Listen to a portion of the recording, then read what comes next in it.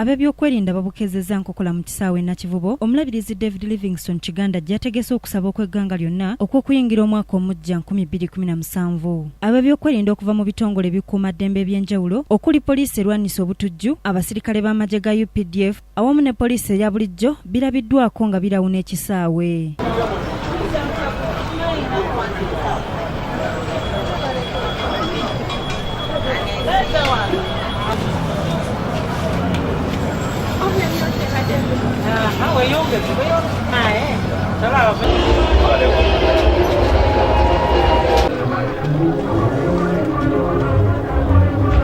Okusinziira ku Obotolo Bosco Patrick aduumira poliisi y'e Kawaala ngono yakulembeddemu ebyokwerinda mu kisaawe Nakivubo akakasizza ng'ebyokwerinda bye biri ggulugulu wabula n'asaba abantu obutatambula na bintu bya bbeeyi ng'amasimu, ssente nnyingi awamu n'ebintu ebirala ng'emu ku ngeri ey'okubikuuma awamu n'okukuuma obulamu bwabwe. To give the tips for people who are going for prayers and other happening places that please, if you have items that are valuable, better keep them at home somewhere where they are safe.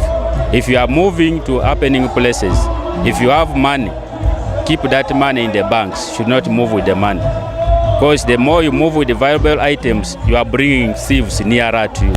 Mu ngeri y'emu ey'okwongera okukakasa ebyokwerinda, omuteesiteesi w'okusaba kuno Bishop David Kiganda asabye abakristo obutatambula na migugu minene kisobozese okwanguyiza emirimu ab'ebyokwerinda. Ye yennyini yeekolere feva bw'abajja sooka mu byonna ayanguwe, naye obutakalubiriza ba security aleme kuleeta bisawosawo bingi nnyo.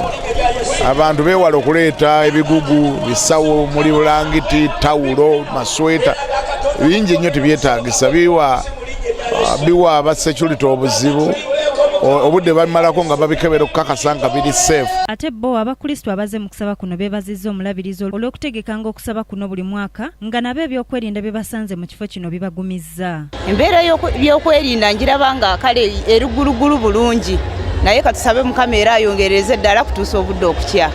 Embeera okutwalizamu ebadde nnungi, abamagye we bali, mitale weeri, bintu si bibi.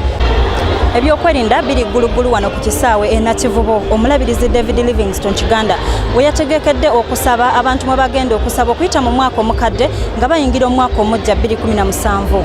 Wabula akuliddemu ebyokwerinda wano ku kisaawe e Nakivubo asabye abantu obutatambula na bintu biyinza kusikiriza muntu kukubba omuli amasimu ag'ebbeeyi, ensimbi ennyingi awamu n'ebirala.